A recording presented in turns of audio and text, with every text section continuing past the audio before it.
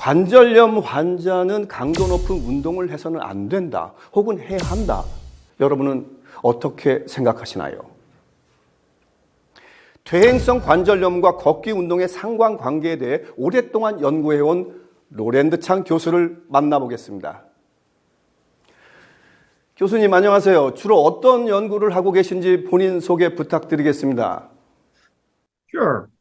So my name is Roland Chang. I'm a professor of preventive medicine, an epidemiologist and a rheumatologist at Northwestern University Feinberg School of Medicine. 관절염 환자가 강도 높은 걷기를 하는 것이 관절 건강에 도움이 될까요? That can be helpful for people in their decision making vis-a-vis how much physical activity is enough physical activity when you've got knee osteoarthritis. So in order for you to maintain high function or to improve your function, the threshold is 45 minutes of moderate to vigorous physical activity per week. But if you want to prevent disability, then the threshold is about 60 minutes. So that's really the important message to give to all of the people in South Korea with knee osteoarthritis. 그렇군요. 통증이 있는 관절염 환자의 경우에도 이 가만히 있는 것보다는 단계별로 운동 능력을 키우는 것이 좋다는 얘기군요. 잘 들었습니다. 답변 감사드립니다.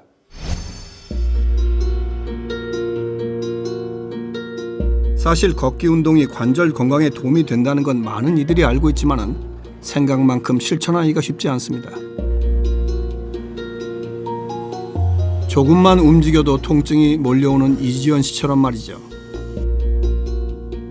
맨발 걷기가 좋다는 이야기에 야심차게 도전했지만은 관절염 환자인 그녀에게는 한 걸음 한 걸음이 고행입니다. 네, 양쪽 무릎이 좀 많이 아픈데요.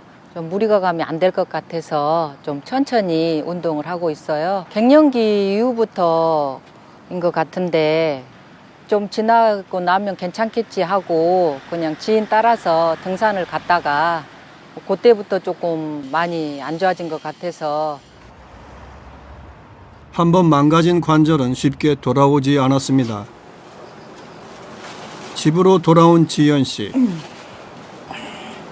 한 계단 오를 때마다 힘든 한숨이 흘러나옵니다. 이 고통을 2층까지 버텨야 하는데요. 체중이 앞으로 쏠리고 무릎을 많이 쓰는 계단을 오르고 나면은 견디기 힘든 통증이 시작됩니다. 성취하는 무릎으로 괜히 운동에 나섰나 싶지만은 후회할 땐 이미 늦은 거죠.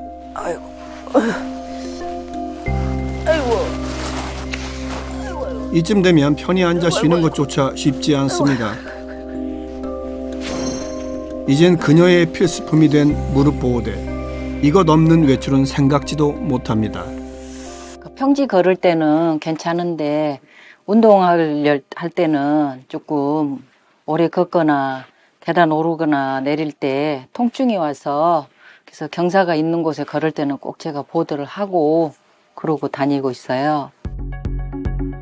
보호대의 의지에 걸어야 할 만큼 급격히 나빠진 무릎, 퇴행성 관절염 3기 진단을 받았는데요. 문제는 무릎뿐만이 아니라는 겁니다. 혼자 사는 살림에 간단한 빨래는 미루지 않고 손빨래로 해결하고 있는 그녀. 그런데 물기를 짜는 손이 조금 불편해 보입니다. 찬물에 잠시 손만 담가도 관절이 뻣뻣해지는 이 느낌. 아이고. 이러니 고작 손빨래 하나 했을 뿐인데 통증이 온몸을 짓누릅니다. 찬바람이 불면 확실히 더 안 좋죠. 무릎이나 어깨 등 관절은 물론이고요. 염증이 엄청 잘 생기는 체질이라 조금만 힘들면 코나 입이 짓무르고 구내염 같은 게 생겨요.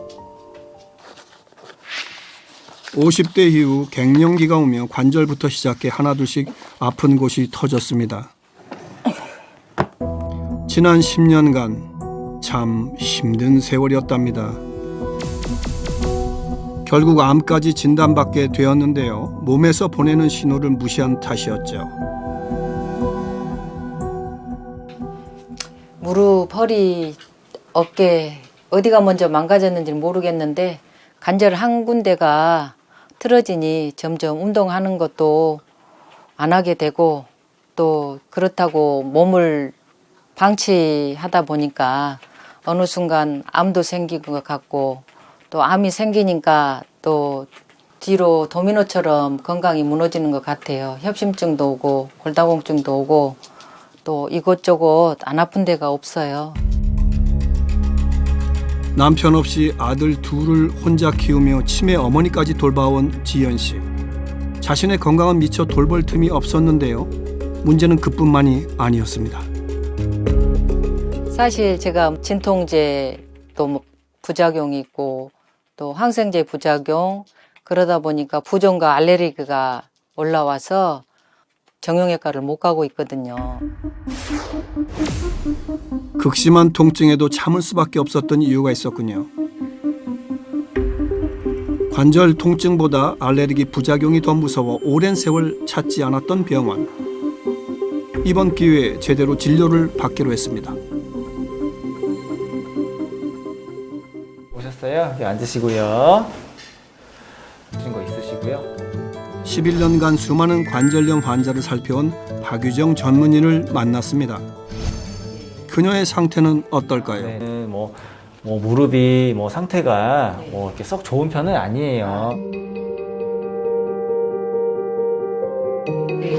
특히나 이제 우리 오른쪽 무릎보다는 왼쪽 무릎이 조금 더 관절 간격이 좁아져 있으면서 이렇게 뼈도 좀 튀어나와 있는 그런 골격 소견. 약물 치료 없이 건강을 되찾을 수 있을까요? 겉모습은 멀쩡한데 혼자만의 고통이 상당히 심하거든요. 그래서 부작용 없는 그런 치료약이 있었으면 좋겠고요. 그리고 아프지 않고 건강하게 지금보다 심하지 않고 또 통증 없는 그런 생활을 하고 싶은 게 저의 소망입니다. 이렇게 관절에서 발생한 염증을 방치해두면 여러 질환으로 이어지기도 합니다. 그렇다면 온몸을 망가뜨리는 염증은 어떻게 생기는 걸까요? 노화한 세포가 사라지지 않고 수개월에서 수년간 떠돌면서 염증을 유발하게 되면 장기와 혈관을 물론 뼈와 관절에도 붙어서 정상적인 기능을 못하게 만드는 것입니다. 우리 몸엔 수명을 다했지만 사멸하지 않고 떠도는 세포가 있습니다. 산화 스트레스로 노화한 세포, 즉 좀비 세포인데요. 특히 좀비 세포는 정상적인 연골 세포의 노화를 부추겨 연골의 주성분인 프로테오글리칸을 없애고 염증을 불러일으켜 관절을 망가뜨립니다. 실제로 한 연구 결과 퇴행성 관절염이 진행된 연골에서 세포의 변형이 나타난 것을 확인할 수 있었는데요. 변형된 세포는 제 기능을 하지 못하니 관절염으로 진행할 확률이 높아지는 겁니다. 이제 어떤 분들은 심한 경우에는 휴식을 취하고 있는, 가만히 있는 경우에도 통증을 느끼는 경우들이 있습니다. 결국엔 신체적 활동이 점점 부족해지게 되고 이 경우에는 이제 심혈관 질환이나 비만, 당뇨 합병증 같은 이제 다른 질환으로 분명히 이어질 수 있겠습니다. 실제로 관절염 환자가 여러 만성 질환을 갖고 있다는 통계도 확인할 수 있었는데요. 무서운 관절염. 그렇다면 관절염을 일으키는 염증을 잡을 수 있는 방법 무엇일까요?